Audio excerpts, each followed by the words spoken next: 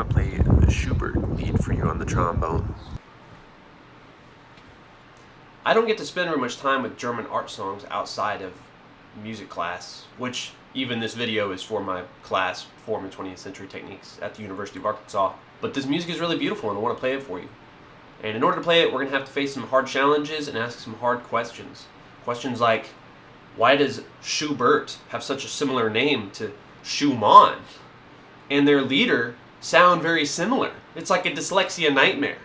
But in order to answer this ancient, mysterious question, and in order to play this music, we're going to need some help from my friend, coffee. Alright, let's talk about some of the challenges I'm going to face while trying to play a lead, which is made for a vocalist to play it on the trombone. First of all, my phrasing decisions are going to have to depend on the words. I can't ignore the words. I'm going to have to make decisions based on them, especially in terms of articulation is extremely important.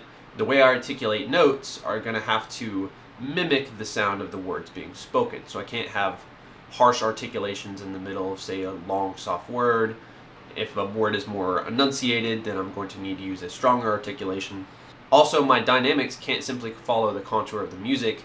They also need to account for the lyrics. And my dynamics will need to reflect high points and low points in the text. Another challenge I'm going to face playing a vocal piece on the trombone is the use of vibrato. Vocalists use a ton of vibrato, and I can use a lot of vibrato too sometimes on the trombone, but usually we use it more sparingly. It's kind of a lip workout, it's kind of weird. You can use the slide for vibrato, but that's frowned upon in classical music for some reason. It's beyond me, I don't know why. We have the slide, why not use it, but whatever. But the problem with vibrato in this piece is that there's not very many long notes. The longest notes are just quarter notes throughout the entire piece. So I'm either going to have to squeeze a lot of vibrato into a tight space, which won't sound great, or I'll just have to forego some of the vibrato I would normally use when trying to emulate a vocalist. With all of these challenges in mind, let's go ahead and dive into the actual piece itself. Alright, let's get into this score here. Let's see what we got. We're going to start off in D minor. This little part up here I think is just a little intro. And here we start our first section. We're still in D minor. And this is our first little musical idea that's going to get repeated throughout the whole piece. And it's going to immediately repeat again. It's pretty much almost the exact same. So that's the same thing, just repeated. And that includes this little PAC right here. So this is not a period in my opinion because it's literally the exact same phrase twice with the exact same cadence twice. Next we're going to get our second idea and we're going to modulate into a major key. Here we're going to get a new phrase and we're going to switch into the relative major. So I guess a mode change, technically speaking. And then this phrase we'll call our second musical idea, number 2. And it's going to immediately repeat here. But as you can see, it's going to modulate again to a fifth away from F major into B flat major. This one ends in IAC, but this one will end in a PAC. So we've kind of got a little parallel period thing, loosely I guess, but it's pretty much the exact same phrase twice, just in 2 different keys. So I'm still going to label that musical idea 2. And then here we're going to get our third recurring musical idea right here. Call that musical idea 3. And here we're going to be back into D minor. I guess you could call there a pivot chord in here somewhere, but honestly to me, all of these modulations through here, here, here, and here, I mean, I could probably find some like pivot chord ideas, but to me, because they line up so well with the phrase endings, to me these all just feel like direct modulation, just phrase modulations. Here at the end of this first little section, we're going to get a repeat of our musical idea 3 again, with a slightly different, well, very different cadence, but again another, well, this one was a PAC, and again another PAC here. And then here, this I see as equally. We just had a intro at the beginning. Here, I think this is just a little codetta. So this whole section gives us a pretty good summary of how the piece is going to go. These musical ideas are going to get repeated throughout the piece in the same order, and we'll see that they get repeated with different words. And in fact, this whole A section, I'll just call it the A section, this whole A section repeats with different words. So already within this first A section, we're leaning towards a strophic form due to the fact that we're repeating the identical music with different words. Next, we'll get into what I'm going to call our B section. And here we're going to get a repeat of our first musical idea with a different cadence, and then it's going to repeat again. Now, most of these repeats are not the exact same, but they're close enough to being the exact same music that I'm comfortable calling it the exact same phrase. Notice there's a few minor differences, but we still have the same key change, well, mode change into F major that we did in the first time we heard this, and again into B flat major for the second repeat of this phrase, again just like the first time. Here again we'll get a pretty close note for note repeat of our third musical idea with the slightly different cadence, as seems to be the trend in this piece. Another repeat with another PAC. Here we're going to have another little codetta to close out the B section. And here we'll go into our C section. Now, here's the first time we get a major difference between iterations of these repeating ideas. Here, our main first idea is now in the parallel major. So here we have another modulation or mode change, whatever we call it, into D major. Mode change, I guess, if you want to call it that.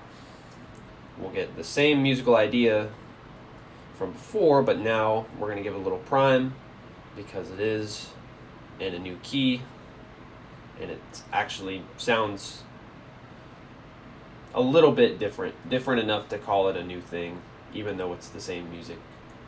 Again, we'll repeat it just like before, and then we'll get into our second idea. Now notice, this idea is mostly similar to before because it was already in a major key, but now it's not modulating at all, whereas before it would go a fifth away, it would go first into the relative major and then into the dominant key of that key. Now we're just going to stay in our D major new key. Again, I'm just going to give it a little prime because it's the exact same music, just in a new key, which to me isn't really changing the music. I'll die on this hill. We'll get our repeat of our last musical idea here at the end, and then we'll get a very spicy little cadence here, where once we've had what sounds like the big beans into the piece cadence, we'll get this same cadential material repeated back in the parallel minor. It'll make for a pretty cool effect and a really hard leap for me to play because that thing is really hard to hear. And then finally we'll get our last little codetta here at the end. Alright, so now that we have our overall structure kind of outlined, I think it's pretty clear that this piece is in strophic form. And that's not only because of big repeating sections like this with the two different lines, but also because at the phrase level, music will repeat, sometimes with the same words, but usually it'll change the words with repeating phrase after phrase, even at the smaller level. So even if the music is transposed, slightly changed, or in a new mode, to me it's so similar, it's almost completely identical that I feel very confident calling these phrases repeats of each other and calling the overall form of the piece strophic form. Now let's do some actual word painting. Just a little detail. The punctuations like to line up with cadences, which is kind of cool. Not always, but most of the time. Notice a lot of the positive words will line up with positive parts of the music. So like the Mädchen spoke of love right here lines up with our major mode change. Also notice that some words tend to line up with major chords. So like Mädchen, for example, which means girl, likes to line up with this new tonic here. And same thing in the repeat. Liebe occurs on kind of a weird, Liebe means love, and it occurs on kind of a weird chord here, but is short for marriage, and it occurs on a strong PAC, the strong major chord of that PAC, tonicized 1. Some of them are kind of weird, like this phrase right here, the May was very kind to me, giving me flowers. This to me seems like a positive phrase, but it's still in the minor sounding phrase from the beginning, so that's kind of odd. But maybe it's supposed to be kind of dark and mysterious. Obviously, the stranger kind of stuff here at the beginning is going to be in our darker phrase. This one's kind of weird because we're talking about snow and tracks in the snow. I guess it's kind of dark, like saying we're going to get lost or being mysterious or ominous, especially parts like so Trübe, which they translate as desolate. So stuff like that, I can kind of agree that this is going to be more of a darker section, and probably my peaks of phrases are going to be in places like this, right here. Obviously the end of the phrases. Schnee is kind of a weird word to land on for a PAC because it means snow, but hey, it works. We're talking about tracks in snow and stuff. But if anything, because of the way we say that word, I'll know not to just articulate the crap out of it whenever I get there, because Schnee, it's like a slow drawn out articulation. So I'll do my best to kind of replicate stuff like that. But then important difference the second time, which you can't really see because I'm covering up.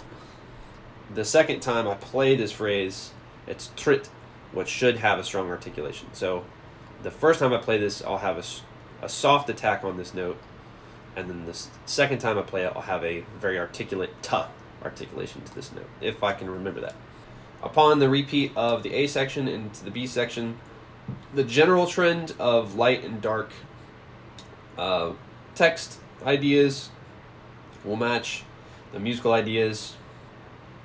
Some interesting places are Gute Nacht, which is the title of the piece. So obviously this must be a pretty important phrase, and also Gute Nacht has like a peaceful connotation, I guess, so this shouldn't be a blah blah kind of a landing for a cadence. It should just be a nice smooth landing in a little peaceful moment before we get into the major key ending of this little piece. Now this section of the music is kind of weird because it's all major key, but he's actually talking about sneaking out, it seems like. So like when he's talking about not disturbing your peace or rest, which would normally be like, which normally should have like a peaceful sound, right? Well, it's talking about him sneaking, so it's kind of odd, but we do still have our major chord here, a little one. So I don't know, a place like that, it's kind of weird. I'm going to interpret it as it's all bright sounding, just with like a slightly mysterious undertone. And there's positive ideas about him thinking about the girl here at the end, which is lines up with the peak of the phrase anyways. And then going into the ending, it repeats some of this text. But remember that we have our little minor key thing here at the end, which implies some sort of dark, mysterious undertones, which kind of is a common trend for this, not only this piece, but Schubert's music in general. Oh, one important piece of word painting I forgot to point out is the dynamics.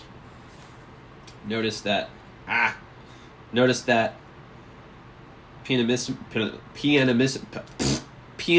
goodness gracious. Notice that pianissimos line up with words like Liebe, which means love.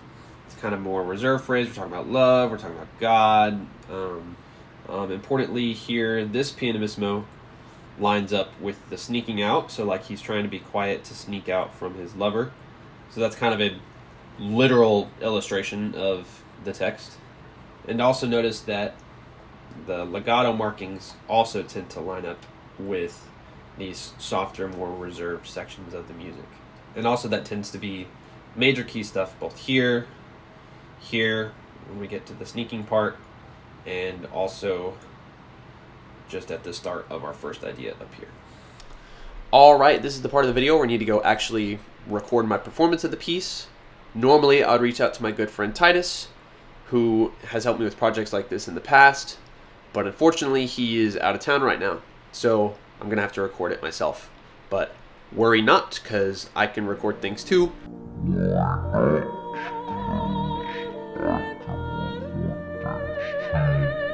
I have some basic gear and some basic knowledge. I just need a location to record that's not my apartment, because I'll get ran out and the cops called because the trombone is too loud to play in a place like this. With that being said, let's go to school. We are at school in the worst possible room to record because there's so much reverb, but it's also the only room that's open and has enough room for all this gear and stuff. Junk to make the sound happen. Here's my beautiful accompanist, Mr. Computer, Mr. MIDI, playing the piano for me today. We appreciate his help. Well, actually, so it turns out Mr. Computer might not be my accompanist today, because I found some recordings of people playing the backing track online. I found this dude, PianoPal, who has a pretty good accompaniment recording up there. I'm gonna reach out to him and email him, ask him to use it, hope it's okay. If you are watching this, please don't sue me. I'll pay whatever I need to or whatever. But yeah, I figured this would be better than the MIDI. So thank you to PianoPal for uploading this.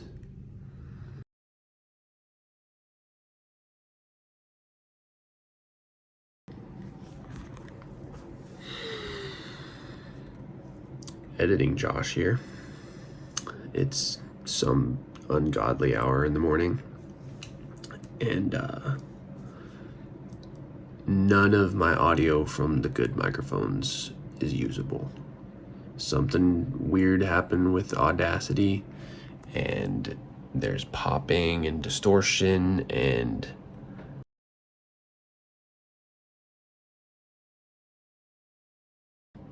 the only audio I have that's usable is the iPhone footage.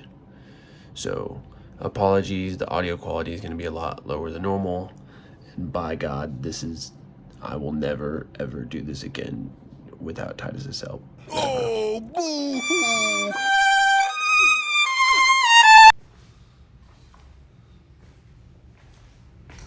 Hey, can you give me B flat? Thanks, man.